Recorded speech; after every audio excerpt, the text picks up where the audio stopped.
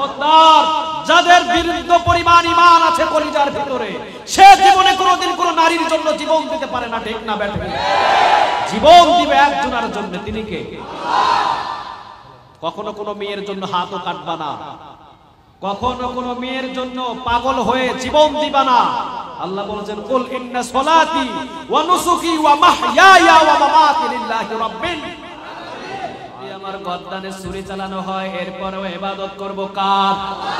যদি আমাকে 36 রাইফেল বুকের ভিতরে ধরা হয়, এরপরেও ইবাদত করব কার? যদি আমাকে 4 দেয়ালে বন্দী করা হয়, তারপরেও ইবাদত করব কার? যদি আমাকে ফাঁসির মঞ্চে নিয়ে যাওয়া হয়, তারপরেও ইবাদত করব কার? আমার নামাজ, আমার জীবন, আমার মৃত্যু, আমার কোরবান, জীবনের সব কিছু পৃথিবীর কারো জন্য হবে না, সব কিছু হবে একজনের জন্য। তিনি কে? গাছপালা সবগুলো পৃথিবীর কাউরে সেজদা দেয় না, একজনকে সেজদা দেয়। তিনি কে? আসমান জমিনে যা কিছু আছে সব কিছু ইবাদত করছে কার? এই জীবনে যতগুলো নবী এবং যতগুলো রাসূল দুনিয়ায় এসেছেন, সব নবী এবং রাসূল পৃথিবীর কারো গোলামি করেন নাই, গোলামি করেছে কার? জান্নাত থেকে দুনিয়াতে একটা রশি ছেড়ে দেওয়া, দুনিয়ার ভিতরে ওই রশির মাথা কোরআনের সাথে বাঁধা, যে কোরআন ধরবে সে সোজা জান্নাতে চলে যাবে। সুবহানাল্লাহ বলবেন। না সাইয়্যিদানা ওয়া নাবিয়ানা ওয়া হাবিবানা ওয়া বাশীরানা ওয়া নাযীরানা ওয়া তাবিবানা ওয়া তাবিব আরওয়াহিনা ওয়া হাবিবানা ওয়া হাবিব রাব্বিনা মুহাম্মাদান আবদুল্লাহি ওয়া রাসূলুহু আরসালাহু বিল হাক্কি বাশীরান ওয়া নাযীরা ওয়া দা'iয়ান ইলাল্লাহি বিইذনিহি ওয়া সিরাজাম মুনীরা। أما بعد فقد قال الله تعالى في كلامه المجيد وفي فرقانه الحميد. أعوذ بالله من الشيطان الرجيم. بسم الله الرحمن الرحيم. إن الله وملائكته يصلون على النبي يا أيها الذين آمنوا صلوا عليه وسلموا تسليما. اللهم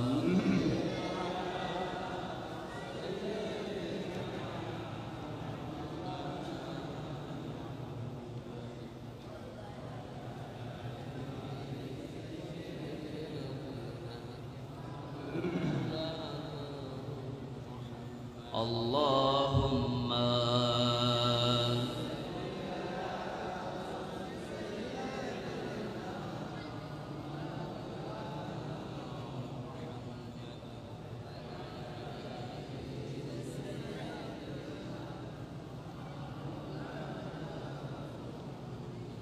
সবাই পড়েন আল্লাহুম্মা সাল্লি আলা মুহাম্মাদ। পড়েন আল্লাহুম্মা সাল্লি আলা মুহাম্মাদ ওয়া আলা আলি মুহাম্মাদ কামা সাল্লাইতা আলা ইব্রাহিম ওয়া আলা আলি ইব্রাহিম ইন্নাকা হামিদুম মাজিদ। আল্লাহুম্মা বারিক আলা মুহাম্মাদ ওয়া আলা আলি মুহাম্মাদ كما باركت على إبراهيم وعلى آل إبراهيم ইন্নাকা হামিদুম মাজিদ। আপনারা সবাই কেমন আছেন? আলহামদুলিল্লাহ, আমিও ভালো আছি। আমাদেরকে ভালো রাখেন। আল্লাহর নাম নিতে আপনাদের কেমন লাগে? চিৎকার দিয়ে বলেন, কেমন লাগে? আমাদেরকে কে ভালো রাখেন? কে সুস্থ রাখেন? সব নিয়ামতের মালিক কে? পড়েন আলহামদুলিল্লাহ, পড়েন রব্বানা লাকাল হামদ হামদান কাসীরান তাইয়িবান মুবারাকান ফি। আল্লাহু আকবার কাবীরা আলহামদুলিল্লাহি কাসীরা সুবহানাল্লাহি বুকরাতাও ওয়া আসীলা।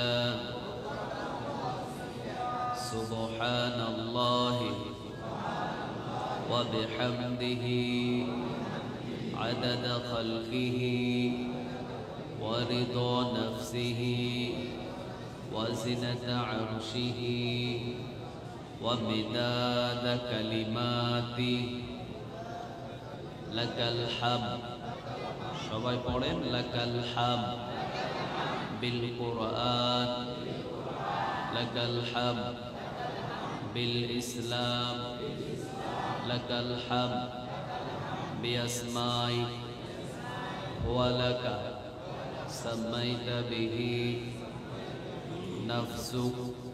লাকাল হামদ ইয়া রাব কামা ইয়ানবাগি লিজালালি ওয়াজহিক ওয়া আযীমি সুলতানিক। প্রশংসা করলাম কার? সবখানে আমরা প্রশংসা করব কার? খাওয়ার সময় কার? ঘুমানোর সময় কার? ঘুম থেকে জাগার সময় কার? আল্লাহর প্রশংসনীয় গোলাম হিসাবে আল্লাহ তুমি আমাদের কবুল করো। আমরা বলি আমিন। আপনারা এখানে আসতে পেরে খুশি না বেজার? সবাই খুশি? আল্লাহ সবার আশাকে কবুল করুন। যারা কোরআনের ময়দানে বসেন, আল্লাহ বলছেন আমি তাদেরকে ঠকাই না। আলহামদুলিল্লাহ বলবেন না? আমরা দুনিয়ার কোনো লোভ লালসায় বসি নাই। আমরা খাবারের পাগল নয়, কারণ খাবার দেন কে? আমাদেরকে কে খাওয়ান? আমরা এখানে বসেছি কোরআন থেকে কিছু কথা শুনবো, ওই অনুযায়ী আমরা নিজেদের জীবনে আমল করে নিজেদের জীবন গড়বো ইনশাআল্লাহ। আর কোনো নিয়ত আছে নাকি? বক্তার চেহারা দেখার জন্য আসছেন? একটু ফ্যানের বাতাস খাওয়ার জন্য আসছেন? এখানে আমরা বসেছি কাকে খুশি করার জন্য? আরো জোরে বলেন। বাস এই নিয়তটা যদি আমাদের সহি হয়ে যায়, তিরমিজিতে এসেছে একটা হাদিস, রাসূল বলছেন 500 রাকাত নফল নামাজের নেক আল্লাহ তার আমলনামায় জমা করে দেবে। আরেকটা বর্ণনা এসেছেন, কেউ যদি কোরআনের জন্য রাতের বেলা অল্প একটু সময় ব্যয় করে, 60 বৎসর একজন মানুষ নফল ইবাদত করলে যতগুলো নেক করতে পারে, 1 ঘন্টা যদি কোরআনের একটা আয়াত নিয়ে একটু নাড়াচাড়া করে, 60 বৎসর নফল ইবাদতের নেক আল্লাহ তার আমলনামায় জমা করে দেয়। সাহাবীরা শুধু নেকির পিছনে ঘুরতেন, আমরা এটা বন্ধ করে দিয়ে এখন ঘুরছি দুনিয়ার পিছনে। ঠিক না বে ঠিক? সারা জীবন যদি আপনি দুনিয়া করতে থাকেন, এই দুনিয়া করে আপনি শেষ করতে পারবেন? আপনার আগে আপনার দাদাও করেছে এই দুনিয়া, আছে না চলে গিয়েছে? কেউ থাকতে পারে না। এই দুনিয়াটা বড় একটা স্বার্থপর। এই দুনিয়া কাউকে রাখে না।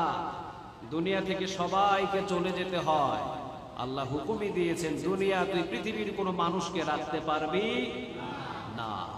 আপনি যতই সুন্দর করে টাইলস দিয়ে ঘর বানান, বিল্ডিং বানান। এই যে কুমিল্লাতে এই যে গত কয়েকদিন আগে একটা ঘূর্ণিঝড় গেল, এটার নাম কি? সিতাং নাকি একটা নাম, নামটা একটু কেমন হিন্দু হিন্দু বা এরকম একটা নাম মনে হয়। আচ্ছা যা, এই যে ঘূর্ণিঝড় ফ্ল্যাট বাড়ি করেছে, এখনো রঙও করতে পারে নাই, আস্তরও করতে পারে নাই, টাইলসও লাগাতে পারে নাই, কিন্তু কুমিল্লা একটা জায়গায় নিজের ফ্যামিলির সব বাচ্চা সহ, বিবি সহ, নিজে সহ দুনিয়া থেকে বিদায় হয়ে গিয়েছে। একটা গাছ এসে চেপে পড়েছে তার বাড়ির উপরে। সেও বিদায়, বিবিও বিদায়, মেয়েও বিদায়, সন্তান নিয়ে সবাই চলে গেলেন। বাড়ির জায়গায় পড়ে আছে, কিন্তু মানুষকে উঠিয়ে নিলেন কে? এভাবে আমরাও একদিন বিদায় হয়ে যাব, ঠিক না বেঠিক? আমি এই জায়গায় আসার পরে আমি অসংখ্য মানুষকে প্রায় দেখেছি, এই পাশে ঘুমিয়ে আছেন অসংখ্য মানুষ। তারা আমি দেখেছি আমার পিছনে অসংখ্য মানুষ ইক্তাদা করেছিলেন, মুরব্বী শ্রেণীর কিছু মানুষ, শত শত মানুষ এই সমাজে আছে, কিন্তু তার ভিতর থেকে কিছু কিছু দামি দামি মানুষকে নিয়ে গেছেন কে? আল্লাহ। তার ভিতরে একজন দামি মানুষ ছিলেন, তিনি হলেন মরহুম আমিন হোসেন সাহেব। তিনিও আমার পিছনে ইক্তাদা করেছেন দীর্ঘদিন। দেখা হলেই মুস্কি হাসি দিয়ে সালাম দিতেন। বেচারা দুনিয়া থেকে বিদায় হয়ে গেছেন। আমাদের কোনো সামর্থ্য নাই তাকে রাখা। একটা সন্তান যথেষ্ট পরিমাণে চেষ্টা করে বাবার জন্য, যথেষ্ট পরিমাণে মাকে দুনিয়াতে রাখার জন্য চেষ্টা করে, কিন্তু আল্লাহ বলেন চেষ্টা তো করবি, কারণ মায়ের প্রতি সন্তানের ভালোবাসা কে দিয়েছেন? আল্লাহ। কিন্তু আল্লাহ বলছেন আমার যখন সময় হবে, ইযা জাআ আজালুহুম লা ইস্তাখিরুনা সাআতা ওয়ালা ইস্তাকদিমুন, আমার সময় যখন ঘনিয়ে আসবে তখন কোনো সন্তান পারবে না কোনো বাবাকে আর ধরে রাখতে, ঠিক না বেঠিক? মরহুম আমিন হোসেন সাহেব সহ সকল কবরবাসীদের রূহের মাগফিরাতের কামনায় আজকের এই মাহফিল, আল্লাহ এই মাহফিলকে তুমি কবুল করো। অসংখ্য মানুষ দোকানপাটে বসে আছেন, ওনারা যদি আসতেন মসজিদে জায়গা দেওয়া যেত না, এই ময়দানে জায়গা হতো না। আজকে যদি ওনারা না, এই যে পাশে যত কবরস্থান লোকগুলো আছে, ওনাদেরকে যদি আল্লাহ রূহটা ফিরিয়ে দেন, আর যদি বলেন 1 ঘন্টার জন্য তোদেরকে আমি তোদের হায়াতটা আবার দিলাম, কয় ঘন্টা? সবাই বলেন, বোঝার জন্য বলছি। 1 ঘন্টা তোদেরকে হায়াত দিলাম, এই আশেপাশের কবরস্থানের যত মানুষ, সব মানুষদেরকে 1 ঘন্টা সময় দিলাম, যা তোরা দুনিয়াতে 1 ঘন্টা ঘুরে আসতে পারবে। আল্লাহর কসম করে বলি, পৃথিবীর কোন জায়গায় এখন তারা যেত না, সোজা এসে তারা কোরআনের ময়দানে বসে যেত। আলহামদুলিল্লাহ বলেন। কেন বসতো জানেন? কারণ এই জায়গায় যদি একবার সুবহানাল্লাহ বলেন, আসমান আর জমিনের খালি জায়গা আল্লাহ নেক দিয়ে পূরণ করে আপনার আমলনামায় জমা করে দিবে। আবার রাসূল বলেন, কেউ যদি কোরআনের ময়দানে বসে, কোরআনের ময়দান থেকে যখন ময়দান শেষ হয়ে যায়, ময়দান শেষ, বাড়ি থেকে দেশে ময়দান থেকে ফিরে বাহির হয়ে যাচ্ছে, বাড়ির দিকে রওনা দেয়, রাসূল সাল্লাল্লাহু আলাইহি সাল্লাম বলেন ময়দানের সামিয়ানা থেকে বাহির হওয়ার আগে তার পিছনের গুনাহগুলোরে maaf করে দেন কে? আল্লাহ। এই জন্য কসম করে বলছি, একটা কবরবাসীও নিজের ছেলেকে দেখার জন্য যেত না, নিজের মেয়েকে দেখার জন্য যেত না। 1 ঘন্টার জন্যও যদি হায়াত পেত, এই মসজিদের ভিতরে কোরআনের মাহফিলে হাজির হতো। আলহামদুলিল্লাহ বলেন। কিন্তু তাদেরকে আর সুযোগ দেবেন না কে? আমরাও একদিন কবরে যাব, কারণ কবর কারো জন্য আপন হবে, আবার কারো জন্য পথ। রাসূল সাল্লাল্লাহু আলাইহি ওয়াসাল্লাম বলেন, আল কবরু রাউদাতুম মির রিয়াদিল জান্নাহ ওয়া হুফরাতুম মিন হুফারিন নার। কবর হয়ে যাবে কারো জন্য জান্নাতের বাগান, আর কবর হয়ে যাবে কারো জন্য জাহান্নামের গর্ত। আমরা আল্লাহর কাছে দোয়া করি, আল্লাহ অন্ধকার কবর তুমি আমাদের জন্য জান্নাতের বাগান বানিয়ে দিও। আমিন বলতে পারলেন না? চিৎকার দিয়ে বলেন আমিন। আর যত কবর আছে মসজিদের আশেপাশে, সব কবরগুলো তুমি জান্নাতের বাগান বানায়া দাও। আজকে যারা এই কোরআনের ময়দানের আয়োজন করেছেন, আয়োজনকে তুমি আরশ পর্যন্ত কবুল করো। আমরা যারা এসেছি আমাদের জীবনের পিছনের গুনাহগুলো মাফ করো। আজকে যা যা শুনেছি তা অনুযায়ী নেক আমল করার জন্য আমাদের কবুল করো। যারা কোরআন থেকে কথা শুনেছি, এত মহিমান্বিত একটা কিতাব, যেই কিতাবের নামটা হলো কোরআন, নাম কি বলেন? কোরআন নাম যদি বলেন, অন্তত কমসে কম 50টা নেক আমল নামায় জমা করে দিবেন কে? আর রহমান আল্লামাল, সবাই বলেন আল্লামাল কোরআন। এই যে কোরআন শব্দটাও যদি আপনি দিনের ভিতরে 10 বার বলেন, 500 নেক আপনার আমল নামায় জমা হয়ে যাবে। কারণ রাসূল সাল্লাল্লাহু আলাইহি ওয়াসাল্লাম বলেন, যদি কোরআনের একটা হরফ পড়ে, জুড়ে বলেন কয়টা? একটা হরফ যদি কেউ পড়ে 10টা নেক তার আমল নামায় জমা করে দেন কে? এই জন্য আর রহমান আল্লামাল কোরআন, কোরআন শব্দটা কোরআনের ভিতরে আছে না নাই? যদি আপনি সারা দিনের ভিতরে 10-12 পড়েন কোরআন, শুধু এতটুকু শব্দ পড়লেন, এতটুকু শব্দ পড়লে আমল নামার ভিতরে 500টা নেক জমা করে দিবেন কে? আবার রাসূল সাল্লাল্লাহু আলাইহি ওয়াসাল্লাম বলেন, কেউ যদি বলে একবার আল্লাহু আকবার, জোরে বলেন কয়বার? আরো জোরে বলেন, চিৎকার দিয়ে বলেন আল্লাহু আকবার, আরো জোরে বলেন আল্লাহু আকবার। রাসূল সাল্লাল্লাহু আলাইহি ওয়াসাল্লাম বললেন, কেউ যদি বলে আল্লাহু আকবার একবার, অন্যান্য নবীদের আমল নামায় যদি অন্যান্য নবীদের সময় অথবা আমার জামানায় 100 ঘোড়া যদি কেউ শহীদ জিহাদের ময়দানে যদি কেউ দান করে, 100 ঘোড়া জিহাদের ময়দানে দান করলে যতগুলো নেক তার আমল নামায় জমা হতো, একবার আল্লাহু আকবার বললে তার আমল নামায় 100 ঘোড়া দান করার নেক জমা করে দিবেন কে? আবার রাসূল বললেন, একবার যদি পড়ে আলহামদুলিল্লাহ, চিৎকার দিয়ে পড়েন আলহামদুলিল্লাহ। একেবারে সহজ কথা, ঠিক না ব্যাঠি? আমরা এগুলো পড়বো আজ থেকে ইনশাআল্লাহ। রাসূল বলেন, কেউ যদি একবার আলহামদুলিল্লাহ বলে, আসমান এবং জমিনের খালি জায়গা, ওই যে সুবহানাল্লাহ পড়লে যেই নেক, একবার যদি কেউ আলহামদুলিল্লাহ পড়ে, আসমান এবং জমিনের খালি জায়গা নেক দিয়ে পূরণ করে বান্দার আমল নামায় জমা করে দিবেন কে? আমরা পড়বো তো ইনশাআল্লাহ। আল্লাহ তুমি কবুল করো, আরো জোরে বলেন আমিন। তাহলে আমরা কোরআনের ময়দানে বসতে পেরে খুশি না বেজার? কতক্ষণ থাকবেন বলেন? আমরা 10টার বেশি আমরা যাব না হয়তো ইনশাআল্লাহ, আধা ঘন্টা থেকে আর 40 মিনিট কথা বলবো। আমরা 10:30টার ভিতরেই ক্লোজ করব, কারণ এইটাই আমাদের শেষ নেক আমলের ইবাদত নয়, আমাদের আরেকটা আমল আছে। কোনটা বলেন তো দেখি?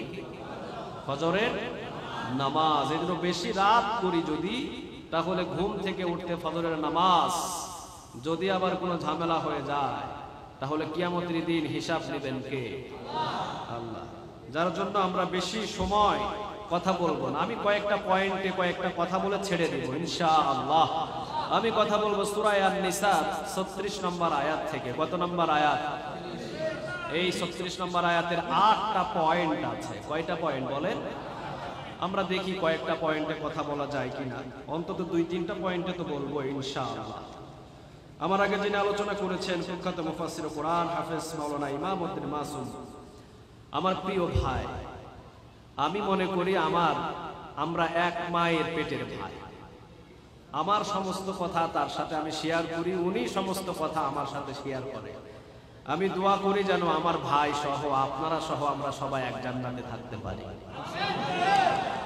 এর আগে যিনি আলোচনা করেছেন বিশিষ্ট ইসলামী চিন্তাবিদ ও শিক্ষাবিদ হাফেজ মাওলানা জিয়াউর রহমান আইয়ুবী সাহেব, আমার প্রিয় ভাই, অত্যন্ত খুব জ্ঞানগর্ভ আলোচনা করেছেন। আল্লাহ সুবহানাহু ওয়া তাআলা আমার প্রিয় ভাইয়ের হায়াতকে দারাজ করে দিক, আমরা বলি আমিন।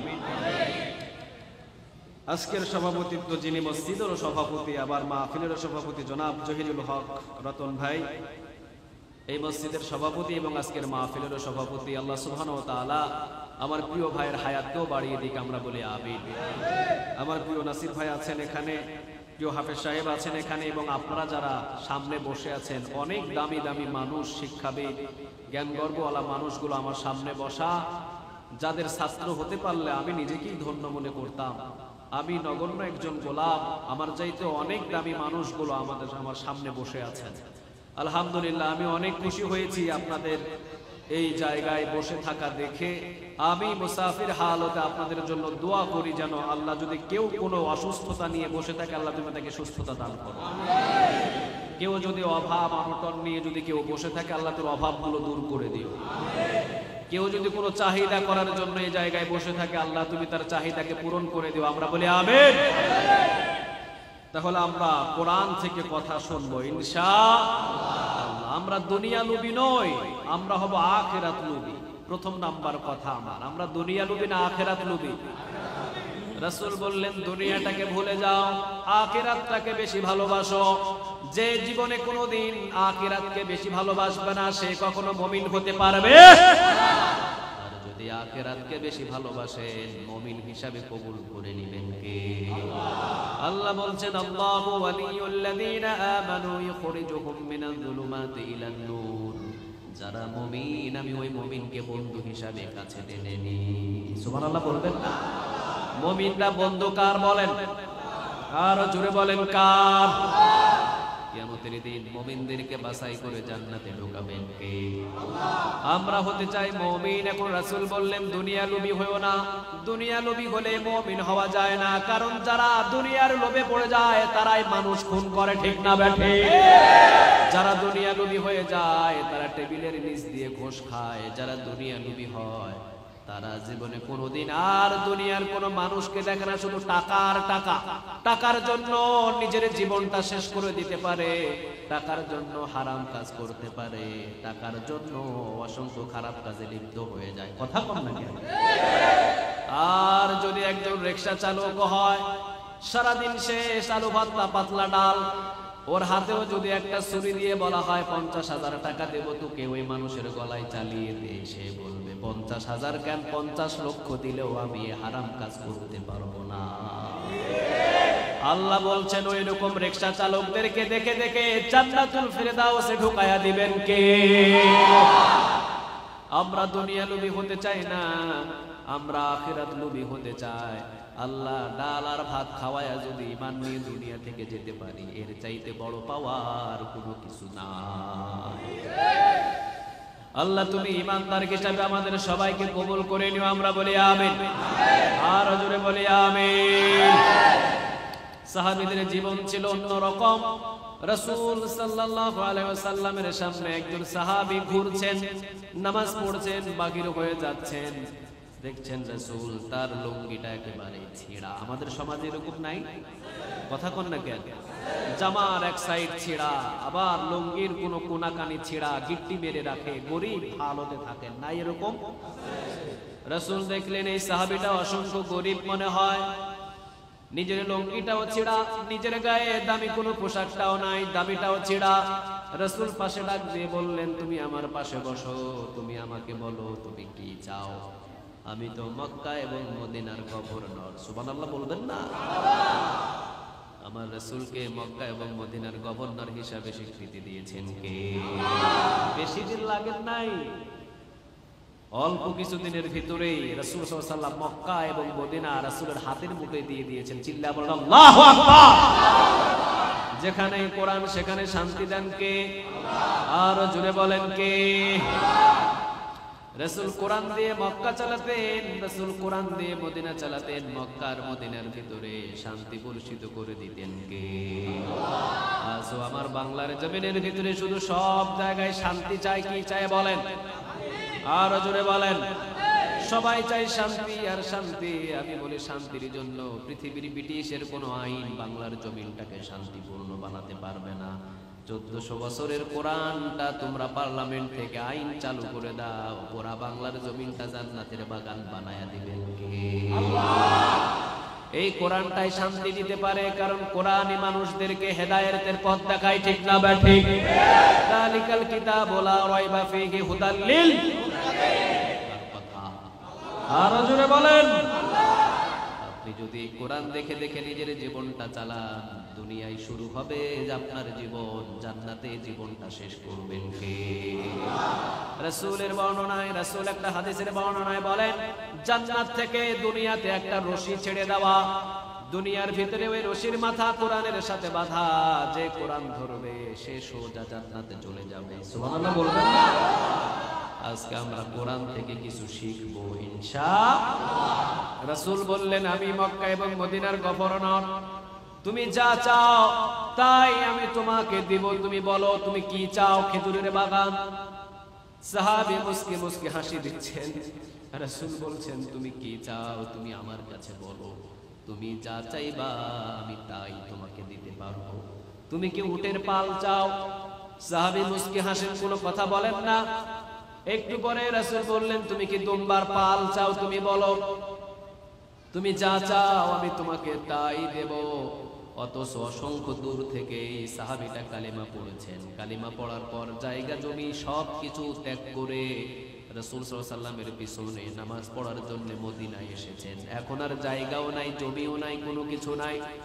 এই জন্য রাসূল বলছেন তোমার পরিস্থিতি অনেক খারাপ, তোমার আর্থিক অবস্থা অনেক খারাপ, তুমি যা চাইবে তাই পাইবা, তুমি চাও। রাসূল সাল্লাল্লাহু আলাইহি ওয়াসাল্লামের কাছে সাহাবী বললেন রাসূল আমাকে কয়েকটা দিন সময় দেন। রাসূলের কাছে কয়েকটা দিন সময় নিলেন। এরপরে রাসূল সাল্লাল্লাহু আলাইহি ওয়াসাল্লাম 2-4 দিন পর বললেন তুমি আমার কাছে কি চাইবা চাও। রাসূল সাল্লাল্লাহু আলাইহি ওয়াসাল্লাম বললেন তুমি কি চাও বলো, তুমি যা চাও তাই তোমাকে দেওয়া হবে। বুঝতেছেন কথা? কথা কি ভিতরে বোঝা যায়? তুমি যা চাও তাই দেওয়া হবে, তুমি চাও। কয়দিন পর বলেন?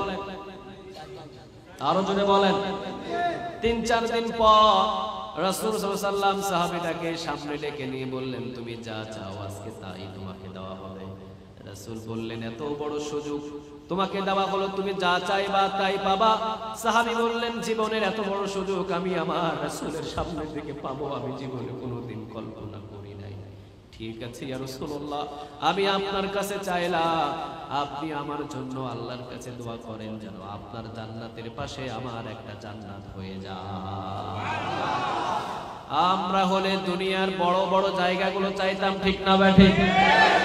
ভাই দুনিয়া নয় আখিরাতের পাগল হন, দুনিয়া এমনিতেই দান করে দিবেন কে? এই জন্য আমরা দুনিয়া পাগল নয়, আমরা আখিরাত পাগল, ঠিক না ব্যাঠি? আল্লাহ তুমি আমাদের সবাইকে কবুল করো। আরো জোরে বলেন আমিন। আমরা কোরআন থেকে কথা শুনবো। কোন সূরা থেকে বলেন? সবাই বলেন। আয়াত নম্বর কত? 36 নম্বর আয়াত। এই 36 নম্বর আয়াতে অসংখ্য কয়েকটা পয়েন্ট আল্লাহ রাব্বুল আলামিন দিয়েছেন। তার ভিতরে 1 নম্বর পয়েন্ট ওয়া'বুদুল্লাহ, মানে কার ইবাদত? আরো জোরে বলেন কার? আমরা ইবাদত করব কার? পৃথিবীর কারো গোলামি করব না, গোলামি করব কার? ওয়া খালাকুল জিন্না ওয়াল ইনসা ইল্লা লিয়া'বুদুন, আমাদেরকে সৃষ্টি করা হয়েছে একজনের ইবাদত করার জন্য। চিল্লায়া বলেন তিনি কে? একটু জিকির করেন লা ইলাহা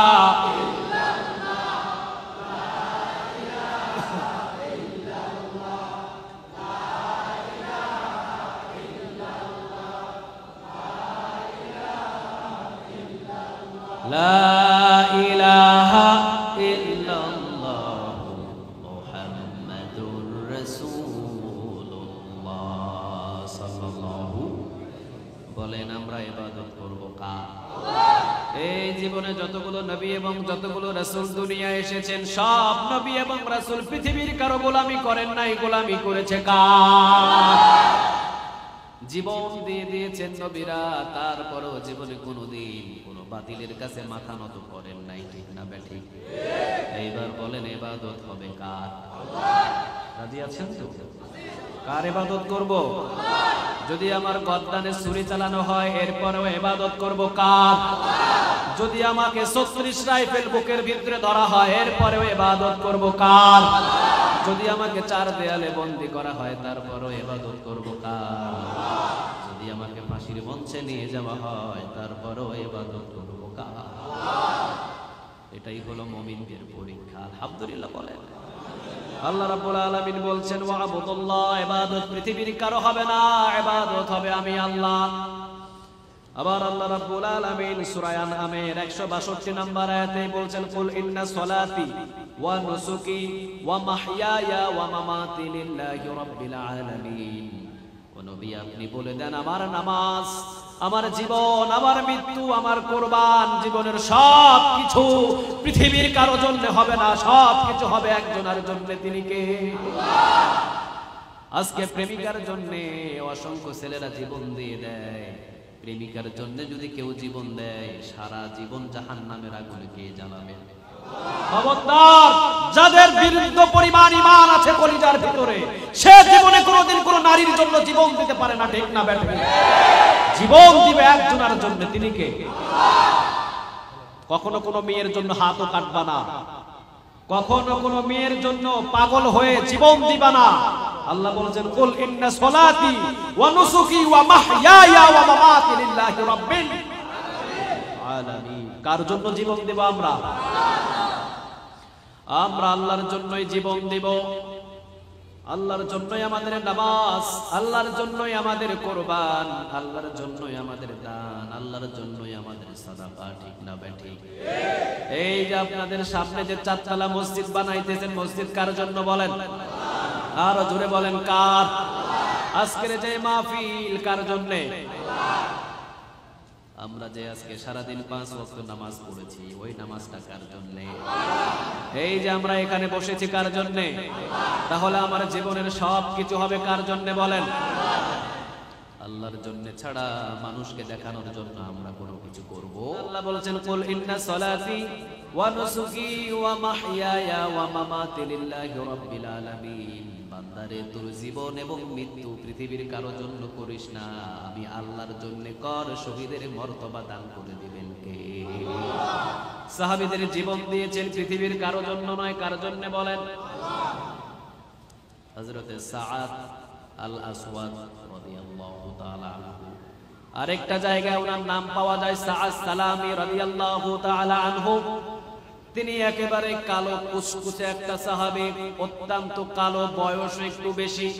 রাসূল সাল্লাল্লাহু আলাইহি ওয়াসাল্লাম নসিহত করলেন, তোমরা যদি ঈমান পরিপূর্ণ করতে চাও তাহলে বিবাহ করো। বিবাহ করলে ঈমানটা পরিবর্তন করে, নিকাহ করলে, বিবাহ করলে ঈমানটা পরিপূর্ণ করে দেন কে? আরো জোরে বলেন, কে? যতক্ষণ পর্যন্ত যুবকেরা বিবাহ না করবেন ততক্ষণ পর্যন্ত ঈমান পরিপূর্ণ হবে। এমন কোন নবী নাই যে তারা বিবাহ করেন নাই, সব নবীরাই বিবাহ করেছেন। ঠিক না বেঠিক? আপনি বিবাহ করেন, আপনি ঈমান পরিপূর্ণ হবে, আর কোনো খারাপ চিন্তা আপনার কলিজায় আসবে না। আর যুবকেরা অল্প সময়ে বিবাহ করে নিবা। যারা বাবা আছেন যুবকদেরকে বিবাহ দিয়ে দিবেন, 20, 22, 18, 19, 20 বিবাহ দিয়ে দেন। দেখছেন যুবকেরা কয় ঠিক?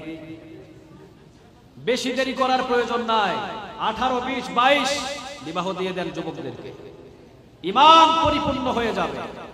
রাসূল অসংখ্য সাহাবীর সামনে নসিহত করলেন, যদি সাহাবীরা ঈমান পরিপূর্ণ করতে চাও কোন কাজ করতে হবে? সবাই বলেন, বিবাহ করো, বিবাহ। সাআদ সালামি রাদিয়াল্লাহু তাআলা আনহু আসলেন, ইয়া রাসূলুল্লাহ চেহারাটা দেখেন। রাসূল তাকিয়ে দেখলেন একেবারে কালো কুচকুচে, চেহারার ভিতরে তেমন কোনো মায়াপূর্ণ নাই, কিন্তু কলিজার ভিতরে ভালোবাসা বেশি। ইন্নাল্লাহা লা ইয়ানজুরু ইলা সুওয়ারিকুম ওয়া আমালিকুম ওয়ালাকিন ইয়ানজুরু ইলা কুলুবিকুম ওয়া আমালিকুম। আল্লাহ রাব্বুল আলামিন আপনার চেহারা দেখে কখনো জান্নাত দিবেন না, আপনার কলিজায় যদি আল্লাহর ভালোবাসা থাকে জান্নাতের ভিতরে ঢুকায়া দিবেন কে? সাআদ সালামি রাদিয়াল্লাহু তাআলা আনহু, তিনি একেবারে কালো কুচকুচে একটা মানুষ, বয়সটাও একেবারে বেশি, চেহারার ভিতরে একটু বসন্তের দাগ, চেহারার ভিতরেও তেমন আকর্ষণ নাই। তিনি বলছেন, ইয়া রাসূলুল্লাহ দীর্ঘদিন পর্যন্ত প্রতিটা দ্বারে দ্বারে ঘুরছি, আমার সাথে কোনো মেয়েকে কেউ বিবাহ দিতে চায় না। রাসূল সাল্লাল্লাহু আলাইহি ওয়াসাল্লাম বললেন, এই মদিনার সবচাইতে সুন্দরী যে নারী, ওই নারীর সাথে তোমার বিবাহ হবে। সুবহানাল্লাহ বলেন। কোনো চিন্তা করো না, আমি রাসূল নিজেই ফয়সালা করে দিব। রাসূল যে কথা বলেন ওই কথাটা আরশ পর্যন্ত কবুল করে কে? রাসূল জীবনে কোনোদিন একটা মিথ্যা কথাও বলেন নাই, জীবনে কোনোদিন কোনো মিথ্যা কথা বলেন নাই, আবার আজগবি কোনো কথাও বলেন নাই।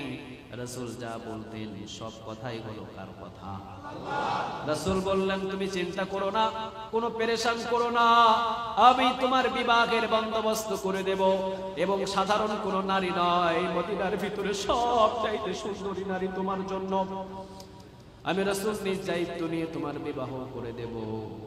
যাও, অমুক একজন সাহাবী আছে, অমুক সাহাবীর একটা মেয়ে আছে খুব সুন্দরী, এই মদিনার ভিতরে কয় নাম্বার? আর জোরে বলেন, কয় নাম্বার? 1 নাম্বার সুন্দরী মেয়ে আছে, অমুক সাহাবীর মেয়ে, চলে যাও, গেলেই তুমি আমার কথা বলে দিবা, দেখবা সেখানে বিবাহ হবে। সাহাবী সাআদ সালামি রাদিয়াল্লাহু তাআলা আনহু বললেন, ইয়া রাসূলুল্লাহ তাহলে একটা লিখিত দেন, আপনার সিল মোহর দেন। যদি আপনার লিখিত থাকে, সিল মোহর থাকে, এটার ভিতরে আর কোনো সন্দেহ থাকবে না। এছাড়া যদি আমি বিবাহের কথা বলি তারা বিশ্বাস নাও করতে পারে, ঠিক না বেঠিক?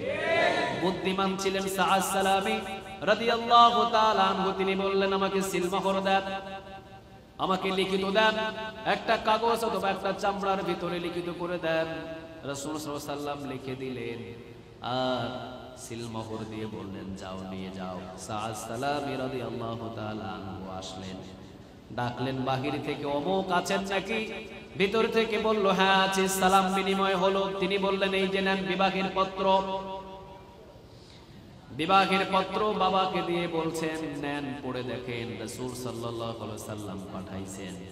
সাহাবী বলছেন রাসূল তো পাঠাইছেন, ভালো কথা, ছেলে কোনটা? কয় ছেলে আমি। কে পছন্দ হয় না? কয় পছন্দ হওয়া না হওয়া পরের কথা, রাসূল যেহেতু পাঠিয়েছেন এখানে আমার কোনো কথা বলার এখতিয়ার নাই, তবে মেয়ের একটা ইজাজতের প্রয়োজন আছে না নাই? খবরদার কোন মেয়েকে জোরাজুরি করে বিবাহ দেবেন না। মেয়েরও একটা বন্দোবস্ত থাকতে পারে, মেয়েরও একটা কথা থাকতে পারে। মেয়ে যেখানে রাজি সেখানেই দেন। অথচ মেয়ের বয়স হলো 18 বছর, আপনি একটা বিদেশি কুয়েতি অথবা আফ্রিকার একটা ছেলে পাইছেন বয়স 52। বয়স কত আছে? কি আছে? মাল মাল আছে। এইটা 52 বছরের বুড়ার সাথে 18 বছরের এই মেয়েটাকে বিবাহ দিচ্ছে। অধিকাংশ নোয়াখালী, কুমিল্লা, ফেনীর ভিতরে এটা হয়। বিদেশি পাইলেই আর কোনো কিছু দেখে না, ঠিক না বেঠে? বয়সের সাথে ম্যাচিং করেন। 52 বছর বয়স আর 18 বছরের মেয়ে। একটা মানুষ বাঁচেই তো এখন 60 থেকে 62, 52 হয়েছে, ওর টিকবে কয়দিন? কয়দিন টিকবে? 10 বছর। আর এই 22 বছরের মেয়েটাকে যে দিলেন, ওর সারা জীবন, একটা স্বামী যদি মারা যায় ও কি করবে? খবরদার এইরকম চিন্তা ভাবনা কখনো আপনারা করবেন না। বয়সের সাথে ম্যাচিং করবেন, এরপরে মেয়ের ইজাজত নেবেন, মেয়ে রাজি আছে কিনা, এরপরে বিবাহ দিবেন। সাহাবী বললেন আমার মেয়েকে একটু জিগায়, আমার মেয়েকে একটু বলে দেখি।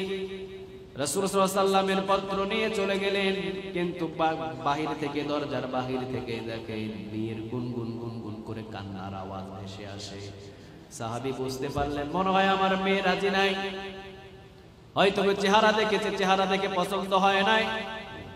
মেয়েকে জিজ্ঞাসা না করে চলে আসলেন। আসার পরে বললেন আমি আমার রাসূলের পত্র, বিবাহের পত্রটাকে অনেক সম্মান করলাম, কিন্তু আমার মেয়ে রাজি না থাকায় আমি এই বিবাহটা ক্যান্সেল করে দিলাম, তুমি চলে যাও।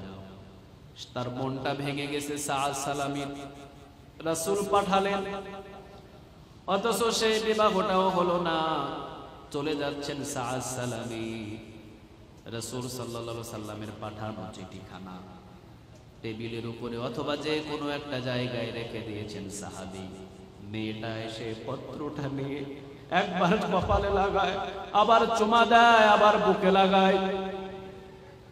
মেয়ের বাবা বলছেন মা এইটা হলো রাসূল পাঠিয়েছেন এই পত্র, বিবাহের পাবনামা, বিবাহের পত্রটা আমার রাসূল পাঠিয়েছেন। আমার মনে হয় তুমি ছেলেকে পছন্দ করো নাই, এই জন্য আমি বিয়েটা নাকচ করে দিয়েছি।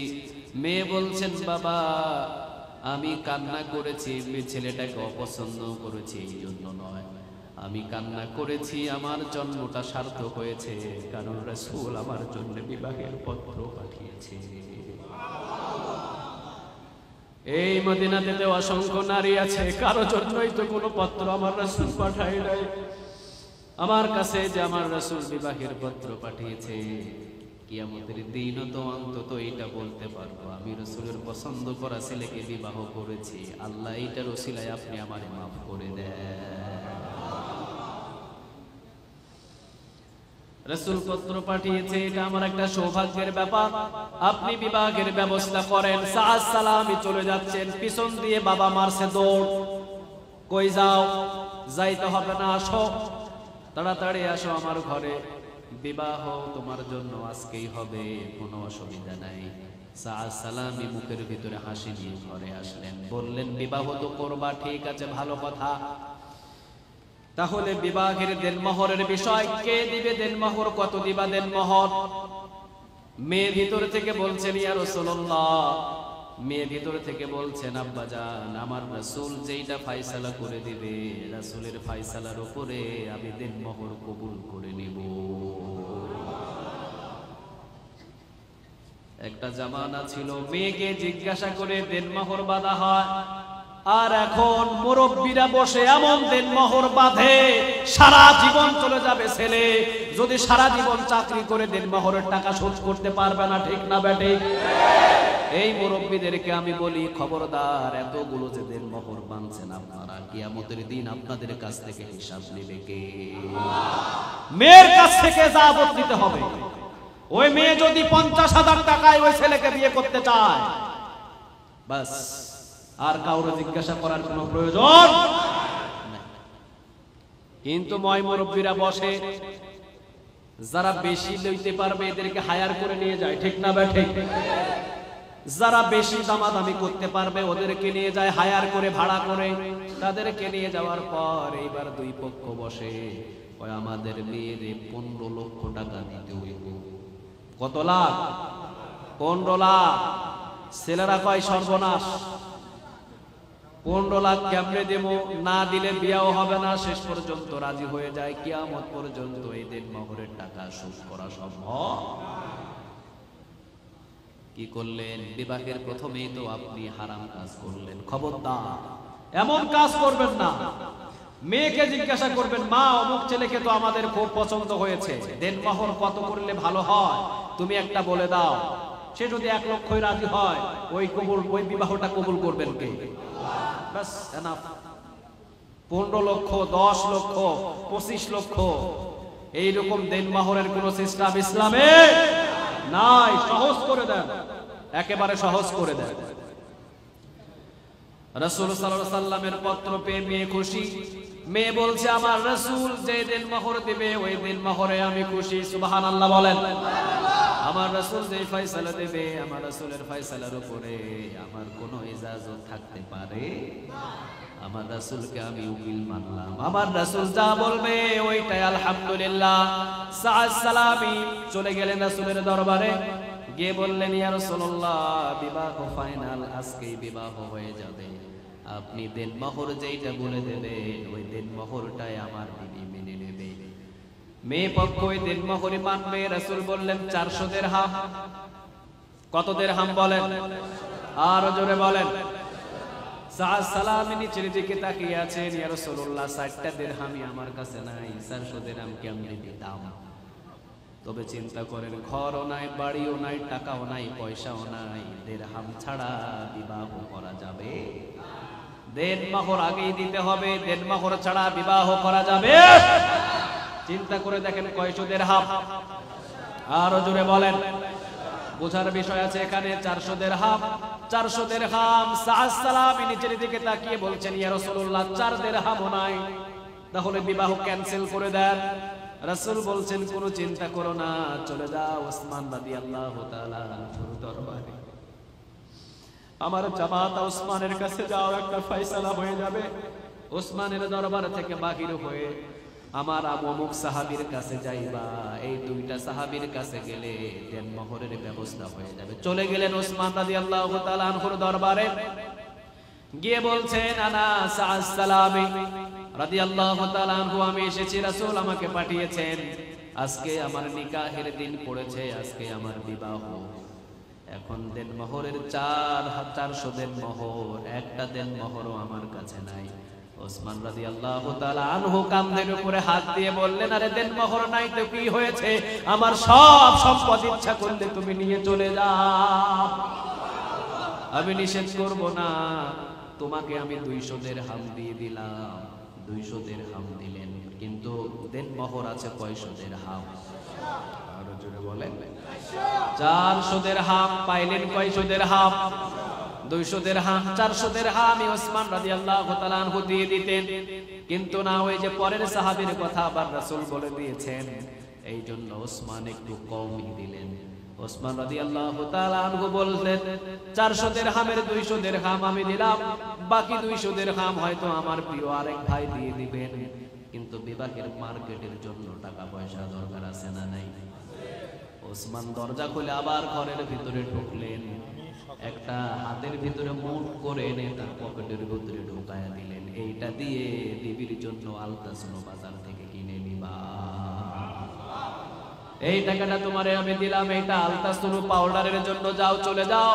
চলে গেলেন সাআদ সালামী, দ্বিতীয় যে সাহাবীর কাছে রাসূল বলেছিলেন যেতে, রাসূল সাল্লাল্লাহু আলাইহি ওয়াসাল্লামের সেই সাহাবীর দরবারে যেতে সাআদ সালামীর কপালে চুম্বন করে বলছেন, বসো ভাই, আজকে তোমার নিকাহের দিন, আমার পক্ষ থেকে 200 দিরহাম তোমাকে আমি গিফট দিয়ে দিলাম।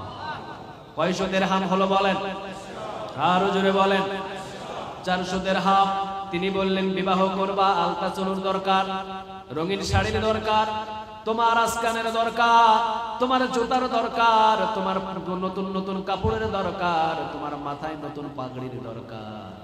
আবার ঘরের ভিতর থেকে মোটা অঙ্কের একটা মুঠ করে কিছু দিরহাম এনে পকেটে ঢুকিয়ে দিলেন।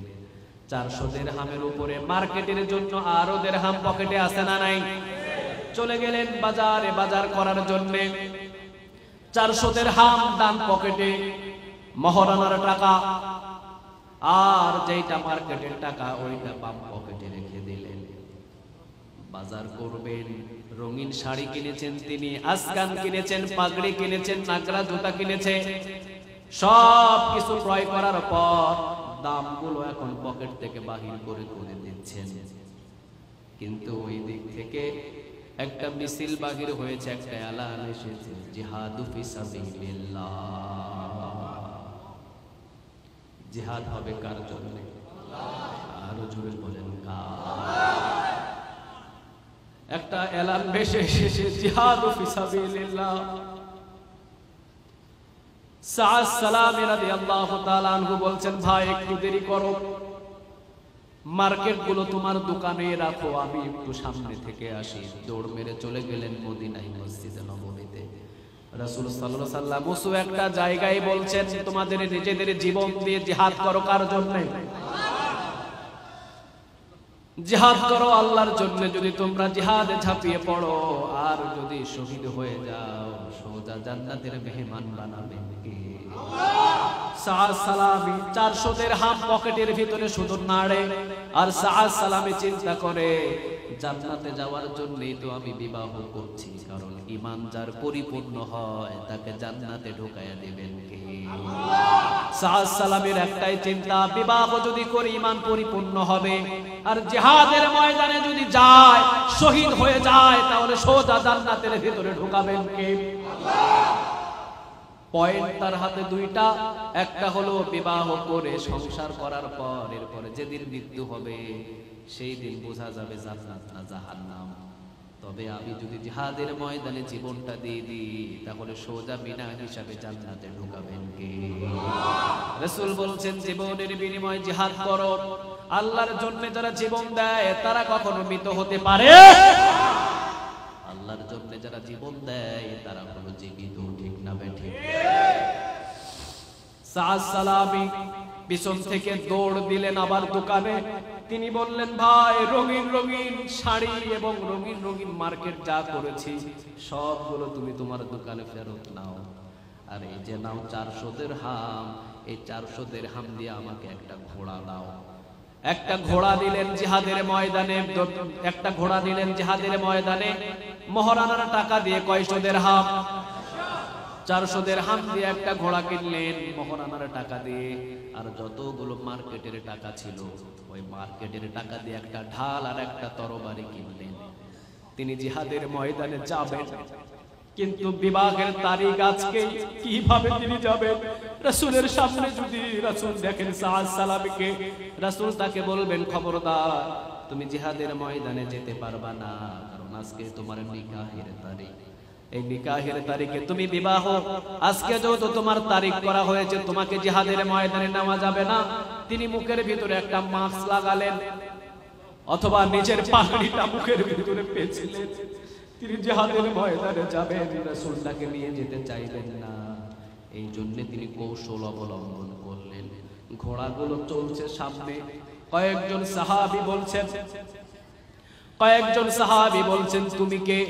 নিশ্চয়ই তুমি কোনো কাফেরের সংখ্যা হবে, নিশ্চয়ই তুমি কাফেরের কোনো দলের লোক হবে, কারণ আমাদের এই জায়গাতে কেউ মুখের ভিতরে মুখোশ লাগাই নাই, কিন্তু তোমার মুখের ভিতরে মুখোশ কেন?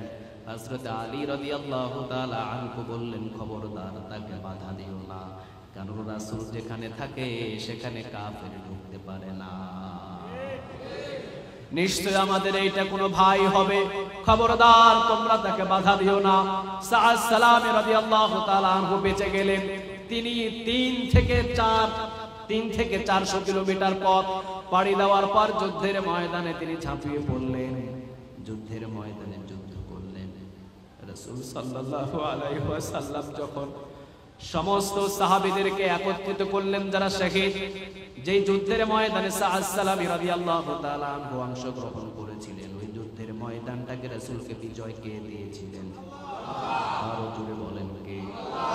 কিন্তু কয়েকজন সাহাবী দুনিয়া থেকে বিদায় হয়েছেন, তার ভিতরে সাআদ সালামী রাদিয়াল্লাহু তাআলা আনহু। রাসূল সাল্লাল্লাহু আলাইহি ওয়াসাল্লাম বলছেন, মুখের ভিতরে কাপড় বাঁধা সাহাবীটাকে তোমরা একটু তাড়াতাড়ি দেখো, তাকে তো আমি চিনছি না।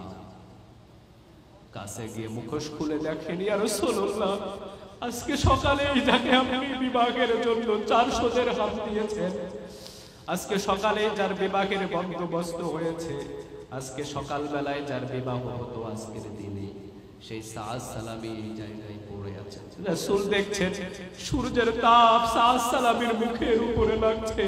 রাসূল নিজের শরীর সূর্যের দিকে তাকিয়ে দিলেন, রাসূলের শরীরের ছায়াটুকু সাআদ সালামীর ছায়া শরীরের উপরে দিলেন, রাসূলের ছায়া, আর রাসূলের শরীরের ভিতরে সূর্যের তাপ এসে পড়ছে, রাসূলের শরীরের ছায়াটুকু সাআদ সালামীর চোখে মুখের উপরে ফালালেন।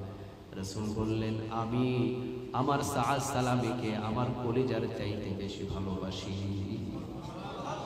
এতটাই ভালোবেসে ফেলেছি আমার সাআদ সালামীকে। সূর্যের তাপ সাআদ সালামীর মুখের উপরে পড়ছে, রাসূল নিজে গিয়ে ছায়া দিলেন, সূর্যের তাপ রাসূলের গায়ে লাগছে, সাআদ সালামীর মুখে আর কোনো তাপ লাগে না। রাসূল বলছেন, তাড়াতাড়ি আমার সাআদ সালামীকে নিয়ে যাও। তাড়াতাড়ি করে শহীদের কাতারে নিয়ে যাওয়া হলো। রাসূল এক ধ্যানে তাকিয়ে আছেন, আর রাসূল কাঁদছেন, দাড়িগুলো ভিজে ভিজে পানি পড়ছে রাসূলের জামা মোবারকে। একটু পরে রাসূল আবার কান্না বন্ধ করে দিয়ে একটু আবার হাসি দিলেন, একটু একটু করে কাঁদে আর একটু একটু করে হাসে।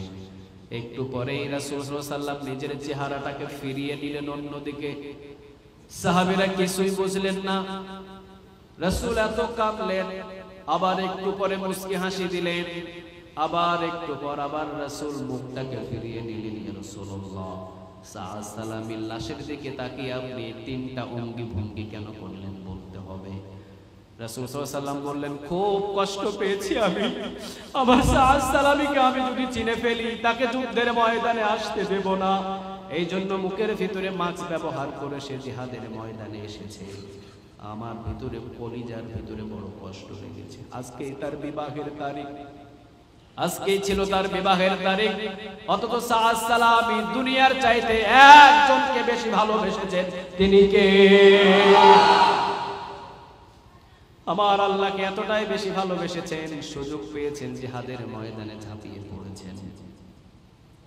সাআদ সালামীর এই শহীদ হওয়া দেখে আমি নিজেকে থামাতে পারছি না। আজকে সাআদ সালামীর দুনিয়ার ভিতরে সুন্দরী মদিনার নারীর সাথে বিবাহের দিন, অথচ বিবাহ না করে আজকে পড়ে আছে শহীদ হয়ে। আমার খুব কষ্ট লাগছে এই বিষয়টা চিন্তা হলে। ইয়া রাসূলুল্লাহ, আপনি একটু পরে দেখলাম একটু হাসি দিচ্ছেন। রাসূল বলছেন, আমি দেখতে পেয়েছি অসংখ্য হুর এবং অসংখ্য গেলমান এসে সাআদ সালামীকে চতুর্দিকে ঘেরাও করে নিয়েছে। চতুর্দিকে ঘেরাও করে সবাই ডান হাত বাম হাত ধরে টানাটানি করছে। সুবহানাল্লাহ বলবেন না? দুনিয়ার সুন্দরী নারীকে সাআদ সালামী পায় না। আল্লাহ রাব্বুল আলামিন সাআদ সালামীকে দাফন করার আগে হুর এবং গেলমান শহীদ লাশের পাশে পাঠিয়ে দিয়েছেন কে? কত বড় সম্মান দিয়েছেন আমার আল্লাহ। রাসূল সাল্লাল্লাহু আলাইহি ওয়াসাল্লাম বলছেন, আমি দেখতে পেয়েছি অসংখ্য হুর এবং অসংখ্য গেলমান এসেছে তার পাশে। আমি দেখছি তাকে টানাটানি করছে, তাকে টানাটানি করেছে, কেউ ডানে টানে, কেউ বামে টানে, কেউ গলা ধরে টানে, কেউ কোমর ধরে টানে। কারণ হুর গেলমান কম না বেশি? আরো জোরে বলেন, কম না বেশি? অসংখ্য হুর এবং অসংখ্য গেলমান এসেছেন সেখানে। রাসূল সাল্লাল্লাহু আলাইহি ওয়াসাল্লাম বলছেন, আমি যখন দেখলাম সবাই টানাটানি করছেন, আমি এবার হাসা শুরু করলাম। ইয়া রাসূলুল্লাহ, আপনি মুখটাকে ফিরালেন কেন? রাসূল বললেন, কয়েকজন হুর এসে সাআদ সালামী রাদিয়াল্লাহু তাআলা আনহুকে আদর করা শুরু করেছে। যেখানে যেখানে রক্ত সেখানে সেখানে সাআদ সালামীর চুম্বন করছেন, যেখানে যেখানে আঘাতের চিহ্ন সেখানে সেখানে সাআদ সালামীর হুরগুলো তারা চুম্বন করছেন, তাকে আদর করছেন, তাকে সোহাগ করছেন।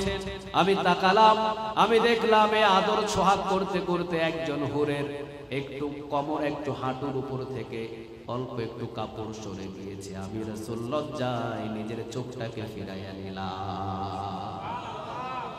তাহলে ইবাদত পৃথিবীর জন্য কারো জন্য হবে না, ইবাদত হবে একজনের জন্য। তিনি কে? আর জোরে বলেন, তিনি কে?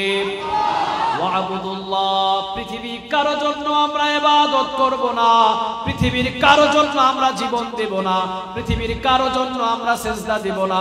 আমার জীবনের সব ইবাদত একজনের জন্য হবে। তিনি কে? কুল ইন্না সলাতি ওয়া নুসুকি ওয়া মাহইয়ায়া ওয়া মামাতি লিল্লাহি রাব্বিল আলামিন। আমার জীবন, আমার মৃত্যু, আমার নামাজ, আমার কুরবান, আমার জীবনের সব আমলগুলো পৃথিবীর কারো জন্য নয়, সব আমলগুলো একজনের জন্য। তিনি কে? আল্লাহ, তুমি আমাদের সবাইকে কবুল করো। আর জোরে বলেন আমিন।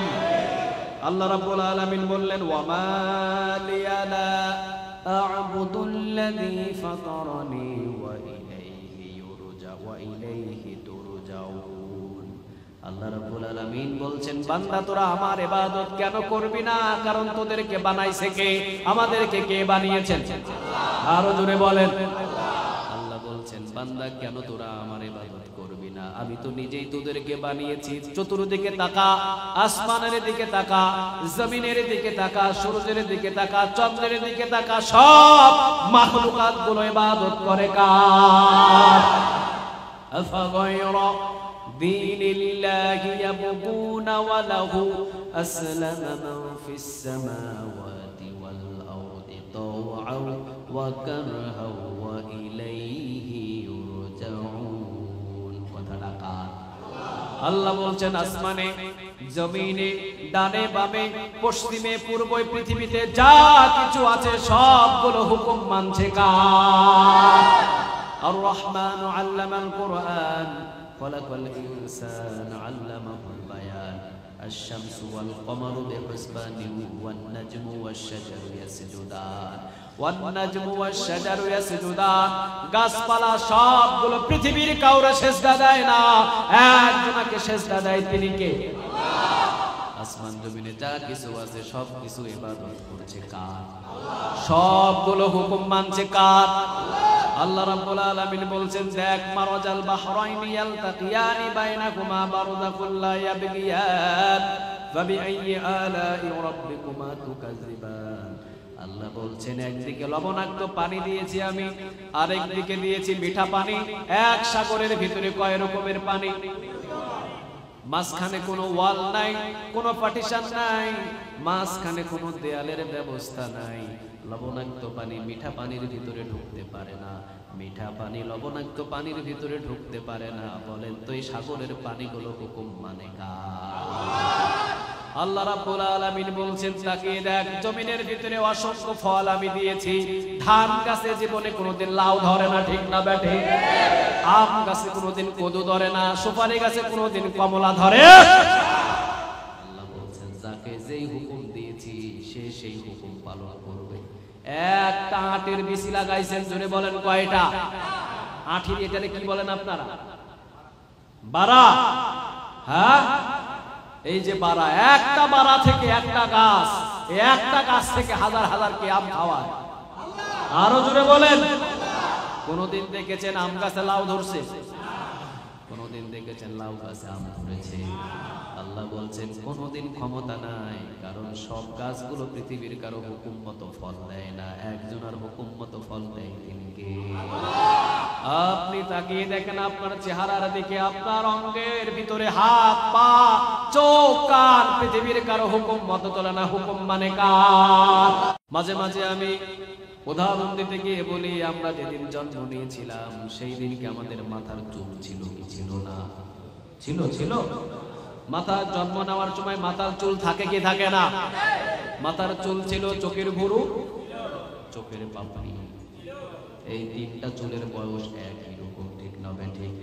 আমরা যেদিন জন্ম নিলাম সেই দিনই আমাদের মাথার চুল ছিল, সেই দিনই আমাদের চোখের ভুরু ছিল, সেই দিনই আমাদের চোখের পাপড়ি ছিল।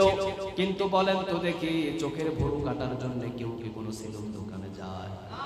চোখের পাপড়ি কাটার জন্য কেউ কি কোনো সেলুন দোকানে যায়? মাথার চুল কাটার জন্য যায় কি যায় না?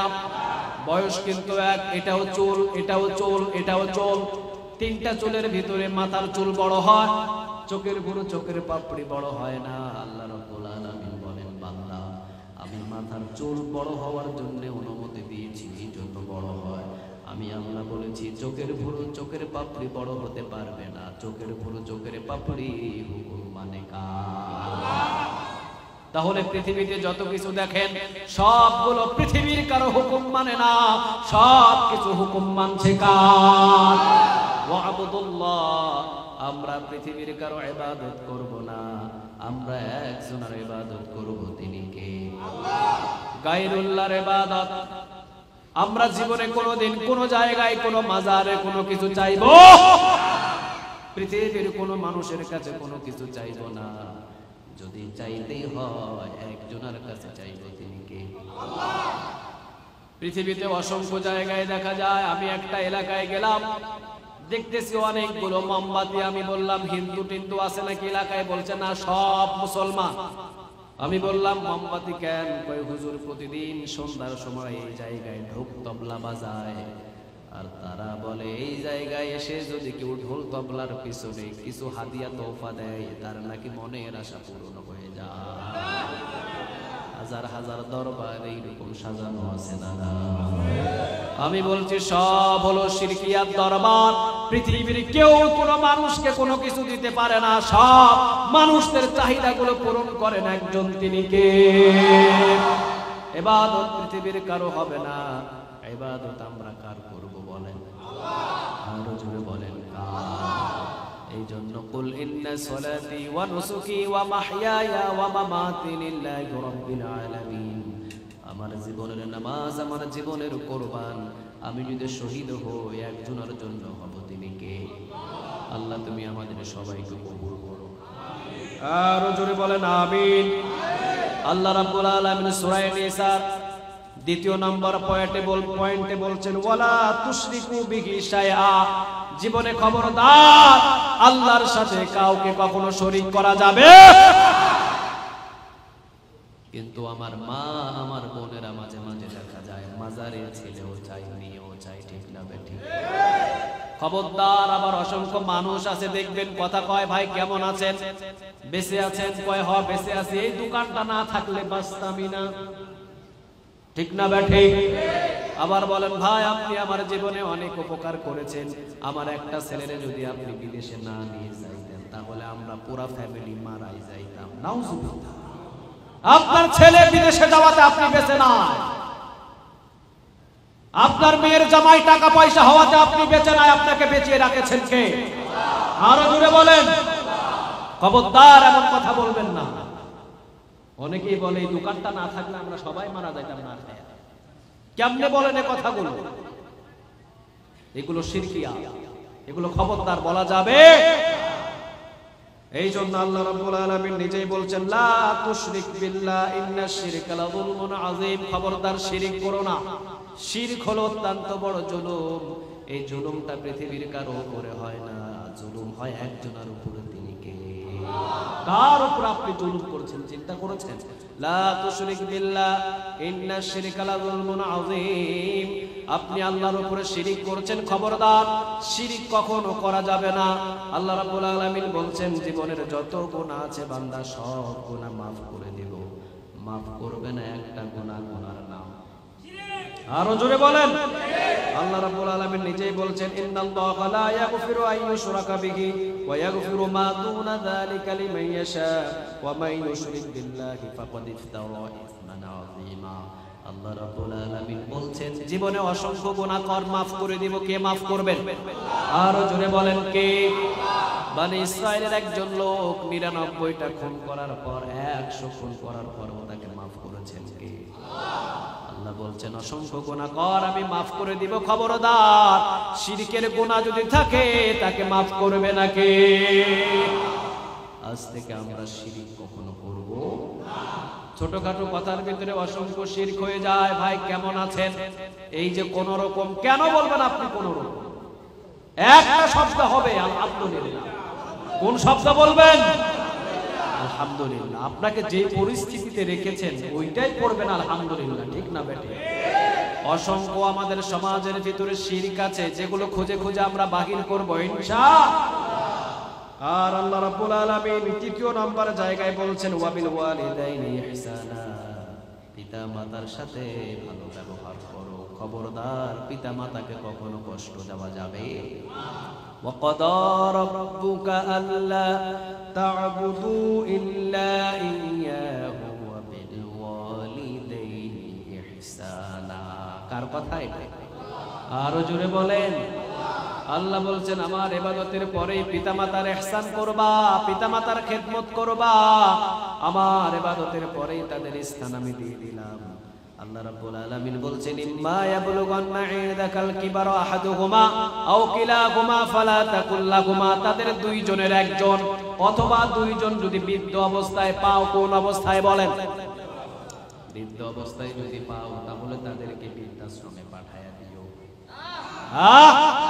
যেই সন্তানগুলোর মা এবং বাবা বৃদ্ধাশ্রমে যাবে, আল্লাহর কসম করে বলি তোর জন্য বৃদ্ধাশ্রম স্থান হবে না, ঠিক না বেটা? খবরদার মা এবং বাবাকে বৃদ্ধাশ্রমের দিকে পাঠাবেন না। কারণ তোমাকে যত যত্ন করে বানিয়েছেন, তোমাকে যত যত্ন করে তারা লালন পালন করেছে, তুমি একটু তোমার সন্তানের দিকে তাকিয়ে দেখো, তাহলে তুমি বুঝতে পারবা, ঠিক না ভাই? তুমি তোমার সন্তানের জন্য রাতের 2টা বাজে যদি আমের জুস খাইতে চাই, তুমি দোকান থেকে নিয়ে আসো, তোমার বাবা খাওয়ায় নাই তোমার? একই ঘরের ভিতরে তোমার ছোট্ট 7 মাসের বাচ্চাটা কান্নাকাটি করে, তোমারও ঘুম হয় না, তোমার বিবিরও ঘুম হয় না। তুমিও তো 7 মাসে তোমার মা আর তোমার বাবার ঘুম এভাবে হারাম করেছো, ঠিক না ভাই? কিভাবে আপনারা এগুলোকে এভাবে দেখেন? মা এক বিড়া পান আনতে চাইলে শরম রাখে না। বাবাকে প্রতি সপ্তাহের জন্য 100 টাকা দেওয়ার মতো আপনার পকেটে টাকা থাকে না। অথচ আল্লাহ রাব্বুল আলামিন বলছেন রিদার রাব্বি ফি রিদাল ওয়ালিদি ওয়া সাকাতুর রাব্বি ফি সাকাতিল ওয়ালিদি। আল্লাহ রাব্বুল আলামিনের রাসূল বলছেন ও নবী আপনি জানিয়ে দেন, বাবা যদি কোনো সন্তানের উপরে সন্তুষ্ট হয়ে যায়, আমি আল্লাহ ওই সন্তানের উপরে সন্তুষ্ট হয়ে যায়। যদিও সন্তান গুনাহ করে কিন্তু বাবা সন্তুষ্ট, সন্তানের উপরে সন্তুষ্ট হন কে? আর আল্লাহ বলছেন যদি কোনো সন্তানের উপরে বাবা অসন্তুষ্ট হয়ে যায়, সে যদি নামাজিও হয় তার উপরে অসন্তুষ্ট হয়ে যাবে। আল জান্নাতু তাকুদামিল উম্মাহাত, রাসূল বলছেন মা বাবার পায়ের নিচে সন্তানের জান্নাত। আল জান্নাতু তাকুদামিল উম্মাহাত, মায়ের পায়ের নিচেই সন্তানের জান্নাত। খবরদার মা এবং বাবাকে কষ্ট আমরা দেব না। আজ থেকে যারা কষ্ট দিয়েছেন মায়ের বাবার পা ধরে মাপ চেয়ে নেবেন, বলবেন মা জীবনে কোনোদিন আর কোনো কষ্ট দেব না। কারণ মা এবং বাবাকে যদি খুশি রাখেন আর তাদের 2টা হাত যদি আল্লাহর দরবারে উঠে, 2টা হাত আরশ পর্যন্ত কবুল করবে কে? রাসূল সাল্লাল্লাহু আলাইহি ওয়াসাল্লামের দরবারে একজন সাহাবী আসলেন, বললেন ইয়া রাসূলুল্লাহ আমি আমার মা এবং বাবাকে রেখে এসেছি, জিহাদের ময়দানে যেতে চাই, জিহাদের ময়দানে শহীদ হতে চাই। রাসূল বললেন মা বাবার সাথেই জিহাদ করো, জিহাদের ময়দানে জীবন দিয়ে জান্নাতে যেতে হয়, আর মা বাবাকে খুশি করলে জান্নাত দিয়ে দিবেন কে? এই জন্য মা এবং বাবাকে আমরা জীবনে কোনোদিন কষ্ট দেব, যত পারেন হাদিয়া দেব ইনশাআল্লাহ। আব্দুর রহমান আস-সুদাইস উনি বলেন আমি আমার মায়ের দোয়ায় আমি আজকে কাবা ঘরের ইমাম। কার দোয়ায় বলেন? আর জোরে বলেন। মাঝে মাঝে আমি এটা বলতাম, আব্দুর রহমান সুদাইস ছোটবেলায় তিনি মায়ের সাথে এসেছিলেন হজ করার জন্য। মা দূরে একটা জায়গায় রেখে দিয়ে চলে যায়। মা বলছেন, বাবা তুই এখানে বস, আমি একটু তাওয়াফ করে আসি। মা তাওয়াফ করে এসে দেখে আব্দুর রহমান সুদাইস আর নাই। তাকিয়ে দেখেন যে কাবা ঘরের গিলাফ ধরে দাঁড়িয়ে আছে। মা তাড়াতাড়ি গিয়ে আবার বাচ্চাটাকে নিয়ে এসে রেখে দিলেন। বললেন, বাবা এখান থেকে কোথাও যাস না।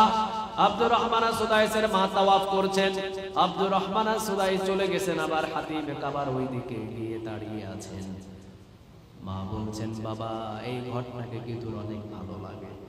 আব্দুর রহমান সুদাইস বলছেন, মা এত সুন্দর ঘর আমি আর দেখি নাই, এইটা আল্লাহর ঘর, পৃথিবীর সবচেয়ে দামি ঘর। মা বলছে, হ্যাঁ বাবা এটা সবচেয়ে দামি ঘর, তোর অনেক পছন্দ হয়েছে। আব্দুর রহমান বলছে, হ মা আমার অনেক পছন্দ। এবার মা দুই হাত তুলে দোয়া করছেন, আল্লাহ আমার সন্তানটাকে তুমি তোমার ঘরের খাদেম হিসাবে কবুল করে নিও। কিন্তু বড় হয়ে ঠিকই আব্দুর রহমান সুদাইস কাবা ঘরের ইমাম হিসাবে কবুল করলেন কে? আরো জোরে বলেন। এই জন্য জীবনে কোনোদিন মা এবং বাবাকে কষ্ট দিবা না, জীবনে কোনোদিন মা এবং বাবাকে আঘাত দিয়ে কোনো কথা বলবা না, চোখ রাগিয়ে কথা বলবা না। কে নিষেধ করছেন? আরো জোরে বলেন। ইম্মা ইয়াবলুগান্না ইনদাকাল কিবারা আহাদুহুমা আও কিলাহুমা ফালা তাকুল লাহুমা, দুইজনের একজন অথবা দুইজনকে যদি আপনি বৃদ্ধ অবস্থায় পান, উফমিউ খবরদার তাদের মুখ থেকে উফ শব্দটা কখনো বাহির করো না।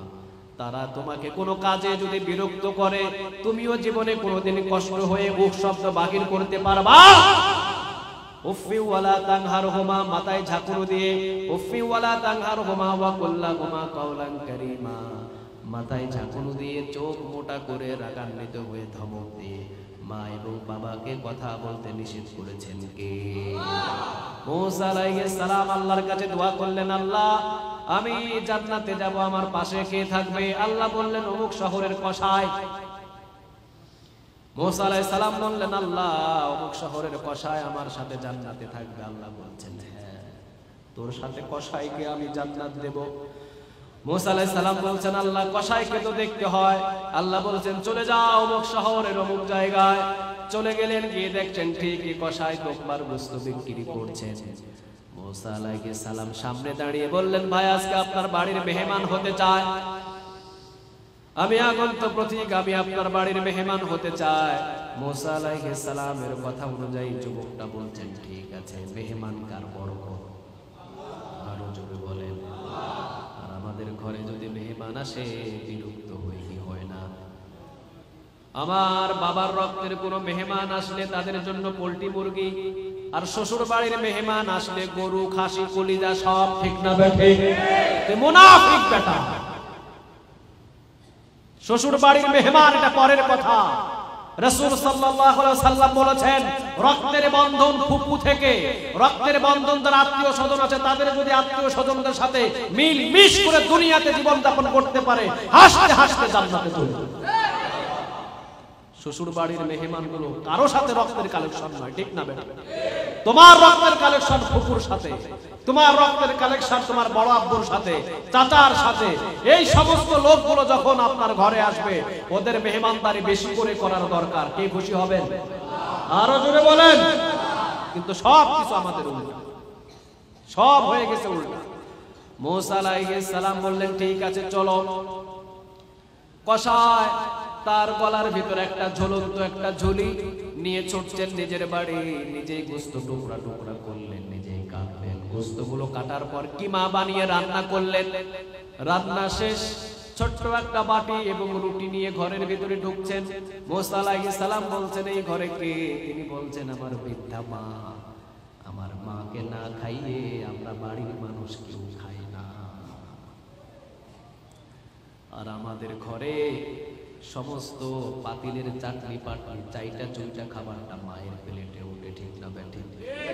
আপনার ঘরের দামি কম্বল থাকলে মাকে দেবেন, আপনার ঘরের দামি খাট থাকলে মাকে দিবেন, আপনার ঘরে যদি দামি কোনো কাপড় থাকে মাকে পরাবেন, বাবাকে পরাবেন। তাদের কলিজা যদি শান্ত হয়ে যায়, মৃত্যু আপনার আসার আগ মুহূর্ত পর্যন্ত কোনো বিপদ আপনাকে গ্রাস করতে পারবে। আর যদি ওই দুইটা মানুষকে চোখের পানি যদি আপনার জন্য ঝরান, আপনার উপর থেকে মুসিবত জীবনে কোনোদিন যাবে মনে রাখেন, আমার কথা না, 1400 বছর আগে বলেছেন মুহাম্মদ সাল্লাল্লাহু রাসূল বলেছেন যে সন্তানের জন্য মা বাবার চোখের পানি পড়ে সে জীবনে শান্তি পাবে না। আর রাসূল বলেছেন যে মা বাবা সন্তানের জন্য দুই হাত তুলে দোয়া করে আর কান্না করে চোখের পানি পড়ে ওই সন্তান মৃত্যু পর্যন্ত বিপদে পড়বে।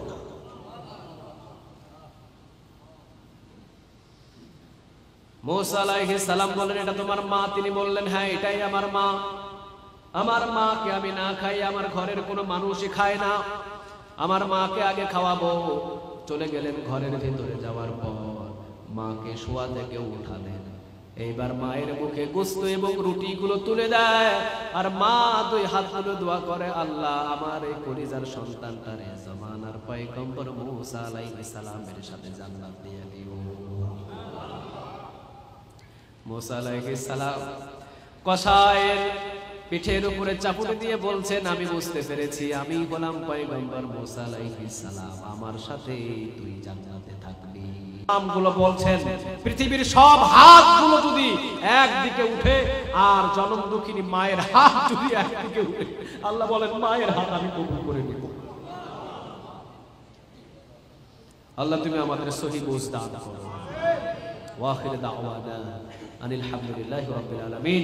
আমার রতন ভাই কথা বলার পরে হয়তো আমরা মোনাজাতের মাধ্যম দিয়ে এখান থেকে বিদায় নেব ইনশাআল্লাহ। কেউ উঠাউঠি করবে না।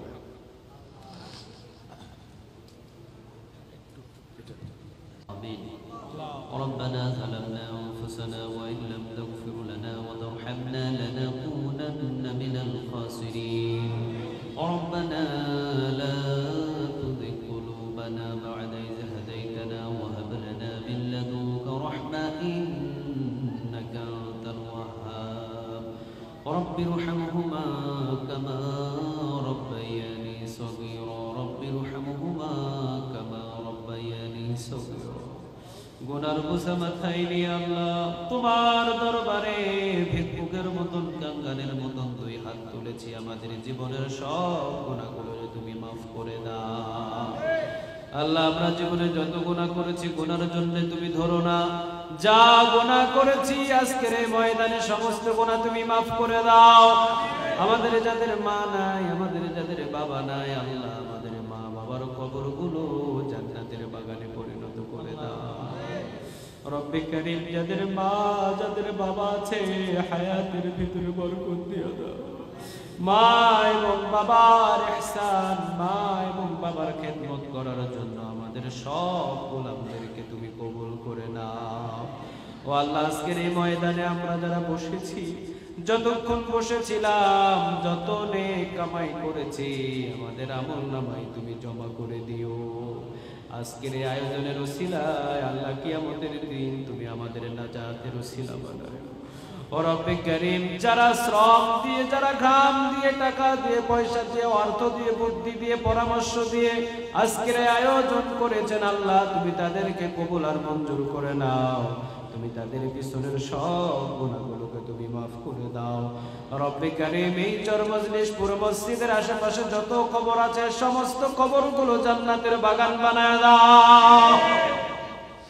ও আল্লাহ তারা যদি আজকে জীবিত থাকতেন অবশ্যই কোরআনের ময়দানে এসে বসে শ্রম ঘাম দিতেন, কিন্তু তারা নাই। এমন একটা জগতে আছে আমাদের কোনো কিছু করার নাই। ও আল্লাহ তাদের অন্ধকার কবরে কোনো কিছু পাঠানোর আমাদের কাছে কোনো ক্ষমতা নাই। ও আল্লাহ তাদের অন্ধকার কবর যদি কোনো আযাবের ঘর হয়ে থাকে সব আযাবগুলো তুমি মাফ করে দাও।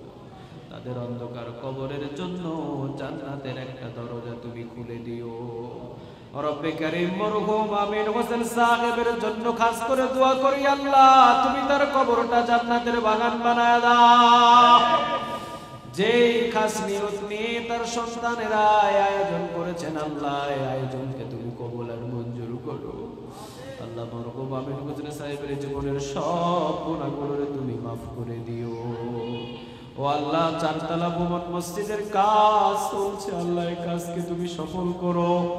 আয় আল্লাহ যতগুলো বাকি আছে কাজ, তোমার গায়ের থেকে তোমার গোলামদের ভিতরে সেই বুঝ দান করে এক একটা গোলামদেরকে দাঁড় করাইয়া তোমার ঘরকে তুমি পরিপূর্ণ করে দিও।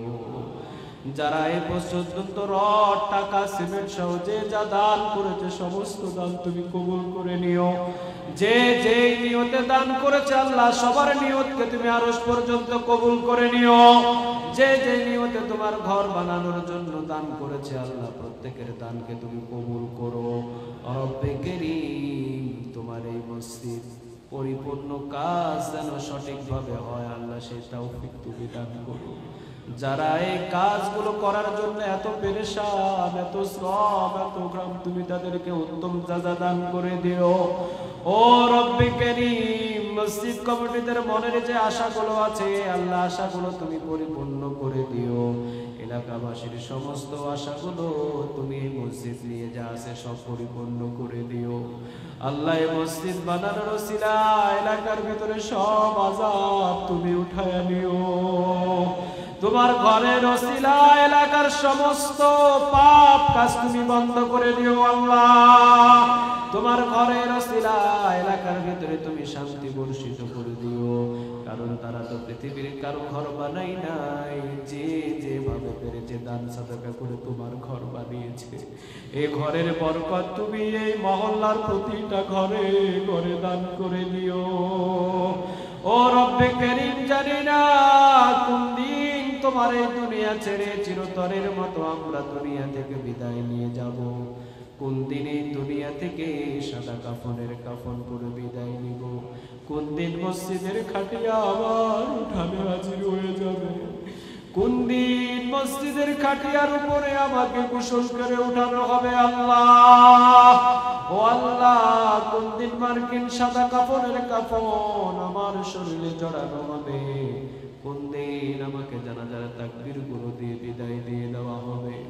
যেই দিন আমাদের আসবে ওই দিন আসার আগে আমাদেরকে পরিপূর্ণ ঈমানদার বানায়, আমাদেরকে পরিপূর্ণ মুত্তাকি বানায় দিও।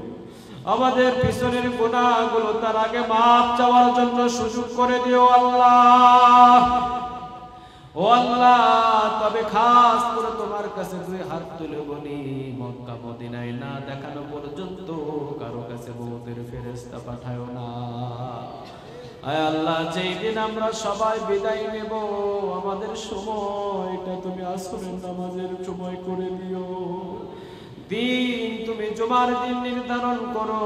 আর যখন আমরা দুনিয়া থেকে বিদায় নেব আল্লাহ যাওয়ার পূর্ব মুহূর্তে জবান দিয়ে তুমি কালেমাটা জারি করে দিও, লা ইলাহা ইল্লাল্লাহ